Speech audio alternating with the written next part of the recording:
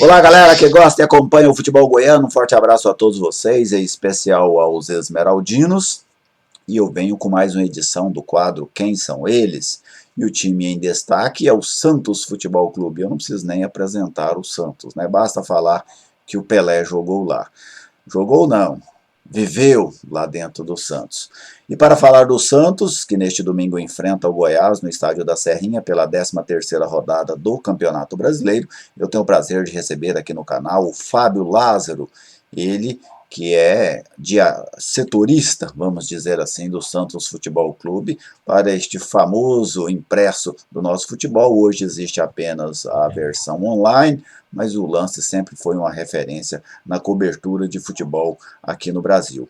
Fábio, muito obrigado por aceitar o meu convite e trazer para nós aqui goianos as informações do Santos Futebol Clube. Eliezer, eu que agradeço o convite, muito obrigado.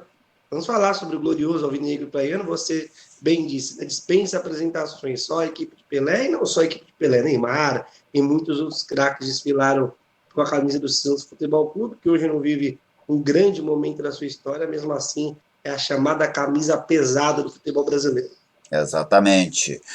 Fábio, fale para mim assim, um pouquinho deste momento do Santos, especialmente fora de campo, né? Daqui a pouco a gente entra nos detalhes para esse jogo de amanhã contra o Goiás, mas fora de campo o Santos passa um momento muito conturbado, inclusive tem data marcada para quitar uma dívida sob pena de perder 6 pontos no Campeonato Brasileiro.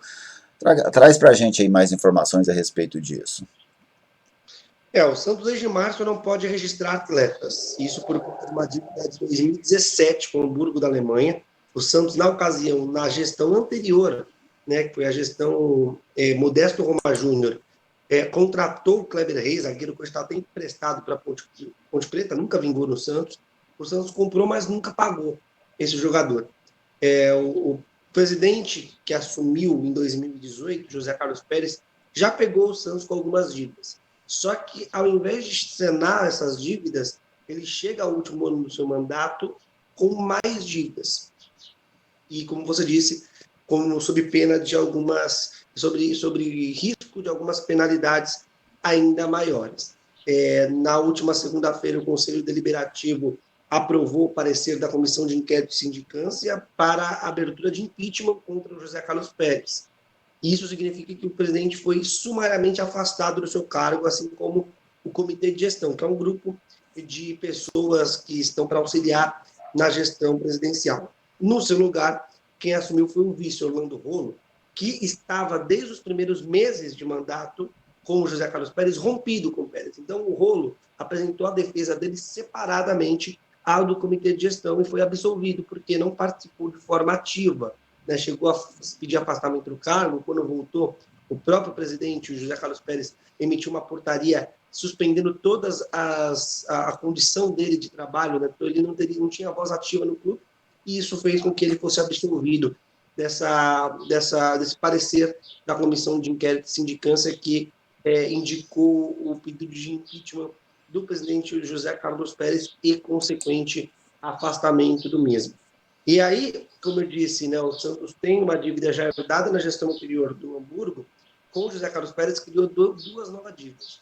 A primeira, com o Archipato do Chile, pela contratação e não pagamento pelo Soteldo no ano passado, o atacante Soteldo hoje, né, diferentemente do Kleber Reis, que o Santos só herdou a dívida, mas não teve um jogador de destaque, né? O Kleber Reis não vingou no Santos, o Soteldo é um jogador que vingou e vinga muito, ainda no Peixe. Mesmo assim, o Santos não pagou o Archipato do Chile, que aciona e pode acionar por uma segunda vez, porque existia no contrato uma cláusula que obrigava o Santos, nesta temporada, a adquirir os outros 50% do Soteldo, e o Santos não adquiriu esses outros 50% referente ao Soteldo. E uma terceira dívida com o Atlético Nacional de Medellín, da Colômbia, pela dívida de duas parcelas. O Santos não pagou duas parcelas pela contratação do zagueiro Felipe Aguilar, contratado no ano passado e vendido já nesse ano para o Atlético Paranaense, vendido aí por 10 milhões de reais, por 50% dos direitos, 50% ainda é do Santos, mas o Santos ainda não pagou o Atlético Nacional. E aí o montante geral dessa dívida,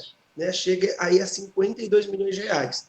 O Hamburgo, como eu disse, já acionou o Santos em março. O Santos, desde março, já não pode registrar novos jogadores.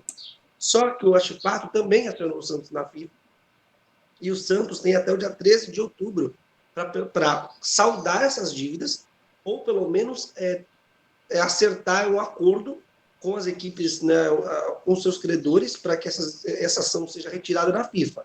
Caso isso não aconteça, o Santos pode ser novamente, será novamente punido na FIFA. E essa punição, aí caberá à FIFA, mas existe uma possibilidade muito grande de ser de perda aí de 6 pontos do Santos no Campeonato Brasileiro. O Fábio trouxe para a gente aí a situação do Santos fora de campo, né, que é um momento muito conturbado da equipe de Vila Belmiro. E dentro de campo, Fábio, o Santos já trocou de treinador, né? Saiu o Gesualdo, entrou o Cuca. O que é que o Cuca está conseguindo? Ele está conseguindo recuperar essa equipe? O time já se classificou de forma antecipada na Libertadores da América. No Campeonato Brasileiro está aí na 9ª colocação, né, com 17 pontos. O que é que o Cuca tem conseguido fazer de trabalho à frente do Santos? O Cuca, o Marinho, na última segunda-feira, no programa Bem Amigos do Sport TV, ele deu uma declaração onde ele citou: o Cuca é o nosso presidente. E é praticamente isso. O Cuca chegou ao Santos sabendo da terra arrasada, foi contratado na gestão do José Carlos Pérez, o presidente afastado, tem todo o respaldo do presidente em exercício, Orlando Rulli, seu novo comitê gestor, e é um cara que blindou esse elenco, porque o Santos, embora com o elenco reduzido, não podendo contratar, tendo ainda jogadores que foram acertados, mas não conseguiram chegar ao Santos, no caso do Elias, por exemplo, que chegou até a treinar no CTM Pelé, mas não conseguiu ir para o Santos, porque o Santos não pode registrar alguns jogadores. Mesmo com essa situação tão adversa, tem feito a equipe do Santos render em campo. É claro, existem alguns questionamentos em relação a algumas decisões equivocadas. Talvez eu nem use a palavra equivocadas, porque é muito relativo, mas que é vista como equivocados por muitas pessoas, algumas eu mesmo concordo, né? A torcida reclama muito, por exemplo, a utilização do Diego Pituca como o segundo homem de meio campo, atuando pela esquerda e não como o primeiro, sendo que ele já mostrou que rende mais como o primeiro homem de meio campo. A ausência do Lucas Lourenço no meio campo, porque às vezes que ele entrou, o time conseguiu ter mais profundidade, ele é um meio armador que o Santos não tem no elenco, né? E o Santos conseguiu pensar esse garoto na base, quando entrou bem, mas não consegue ter uma sequência, ou acabar não dando essa sequência para o Lucas Lourenço, mesmo com essas decisões equivocadas, a equipe tem um sistema defensivo bem sólido, o goleiro João Paulo defendendo muito, a dupla de zaga Lucas Veríssimo e Luan Pérez consistente, um ataque que é letal, o Marinho que está numa fase assim fenomenal, tem um Soteldo que, embora não esteja na sua melhor fase, é um jogador diferenciado, mas tem um Caio Jorge, que é um jogador muito obediente taticamente, é um centroavante que não fica só dentro da área, mas volta, ajuda na recomposição, marca a pressão, tem um vigor físico assim impressionante, o garoto que não é um mero centroavante trombador de dentro da área, mas ele faz a função tática que o Cuca precisa. Então, assim, lá atrás, lá na frente, o Cuca está resolvendo. O grande problema é o meio-campo do Santos. Mesmo assim, com o Cuca, o Peixe está conseguindo se virar. E com o Cuca, o time apresenta muito mais repertório do que vinha apresentando com o Gesualdo Ferreira no primeiro semestre. E para esse jogo contra o Goiás, Fábio, o que é que você imagina que o Cuca vai montar? Com quem ele não conta? Quem retorna? Qual deve ser a escalação do Santos para esse jogo na Serrinha? O Santos veio de uma sequência intensa de jogos importantes, né? Jogou clássico contra o São Paulo, depois teve agora uma sequência de jogos fora de casa, e terá ainda, né? Porque jogou fora de casa contra o Botafogo, depois jogou fora de casa contra o Delfim pela Libertadores, jogou uma partida em casa que foi contra o Fortaleza, depois foi novamente jogar fora de casa contra o Olímpia, joga fora contra o Goiás e depois joga fora contra o Corinthians. Embora seja a partida aqui em São Paulo, não joga dentro de casa, o Corinthians na Neoquímica Arena. Tem uma grande baixa sofrida ontem, que foi a ruptura ligamentar do Carlos Sanches. Ele foi eleito o melhor jogador da partida contra o Olímpia, até com algumas ressalvas, porque o João Paulo fez uma partida debaixo das traves assim fantástica, mas o Carlos Sanches abriu o placar e fez uma boa partida também, algo que não vinha fazendo. O Carlos Sanches não estava, esse ano o Carlos Sanches não estava conseguindo ser o Carlos Sanches do ano passado, né? Experientíssimo, campeão da Libertadores de 2015 com o River Plate, era o homem de confiança do São Paulo no ano passado, mas esse ano não estava conseguindo render. Fez o primeiro gol, até brincou, sai zica e tudo mais, só que aí, finzinho da partida, ele acabou sofrendo uma entorse no joelho e ontem foi diagnosticada aí uma ruptura de ligamento do joelho e ele vai ter que operar, certamente não volta mais essa temporada. Então, é um grande ponto de interrogação, porque o Carlos Sanches era praticamente uma peça intocável nesse time do Santos. Embora, repita, não estivesse na melhor fase, é um jogador titular absoluto, com T maiúsculo. E agora o Cuca vai ter que buscar algumas alternativas. O Santos, ele deixou o Paraguai na quinta-feira, jogou na quinta-feira, jantou no hotel em Paraguai e na madrugada já viajou para Goiânia. Ontem fez o regenerativo no CT do Atlético Goianiense e hoje faz mais uma atividade. Essa atividade que o Cuca deve montar aí a equipe. Vai dar uma avaliada na questão física. O Cuca não é toda véspera de treino que o Cuca faz treino tático. O Cuca tem treinos que ele vê que a equipe está mais desgastada, prefere fazer um treino técnico, de finalização, jogadas de cruzamento, sabe? Aquele arroz com feijão, e definir taticamente o time no papo, na conversa, no videozinho antes da partida, na pré-eleição mesmo. Então, vale muito saber hoje, no treino dessa tarde, no CT do Atlético Goianiense, o que o Cuca pretende fazer. Se ele pretende poupar alguns atletas por conta da carga desgastante de jogo e ter um clássico no meio de semana contra o Corinthians, ou se ele opta aí por força total, e mesmo assim com a grande interrogação. Duas grandes interrogações, né? O Veríssimo com edema muscular segue fora, e o Carlos Sanches agora provavelmente fora até o fim da temporada, então é um grande problema. Você apostaria em que time aqui amanhã, Fábio?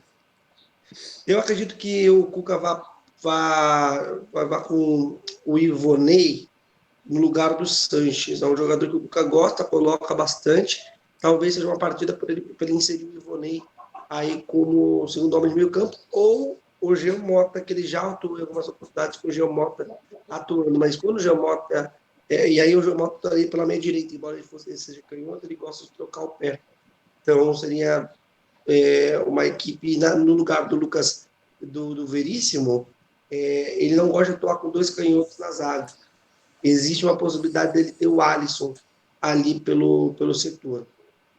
Então eu aposto aí no time do Santos, mas ainda assim com o Alisson podendo ser improvisado no setor, ele tem o Alex Nascimento, que foi titular nas duas últimas partidas, mas o Cuca não gosta de atuar com dois canhotos na zaga.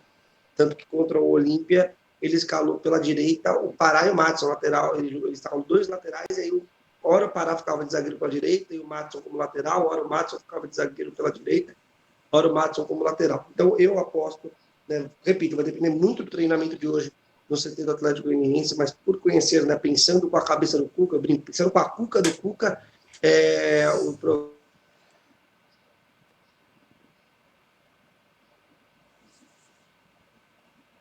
o Santos deve ter o João Paulo incorporado muito, o Cuca, Matos na lateral direita, zaga com o Alisson e o Lucolon Pérez, que não jogou Libertadores, que estava suspenso, volta contra o Goiás, na esquerda o Felipe Jonathan, meio campo com o Diego Pituca, Jean Mota e Ivonei. Esse é o meio campo que eu acredito seja para a partida de domingo, porque se ele recuando o Alisson, é provável que ele retome aí uma formação com o Pituca jogando como primeiro homem de meio campo. E na frente, o Soteldo Marinho e o Caio Jorge. Fábio, muito obrigado pelas informações do Santos, pela atenção aqui com o meu canal. Parabéns aí pelo trabalho no Diário Lance. E sempre que o Santos for enfrentar alguma equipe aqui de Goiás, eu vou te incomodar aí em Santos. Nunca é incômodo, nunca é incômodo. Muito obrigado pelo convite, muito obrigado aí pela atenção. Pode ter certeza, quando o Santos der bola aí, a gente pode ter certeza que a gente toca passe por aqui. É isso aí, torcedor goiano. Falei com o Fábio Lázaro, ele que é setorista do Santos para o Diário Lance, e ele trouxe para a gente as informações do Peixe, que neste domingo enfrenta o Goiás na Serrinha. Aliás, essa será a primeira vez na história que o Santos vai jogar no estádio Ailê Pinheiro. Esse jogo amanhã, às 18h15. Um abraço a vocês que acompanharam mais essa edição do Quem São Eles, que nós destacamos o Santos. Até a próxima.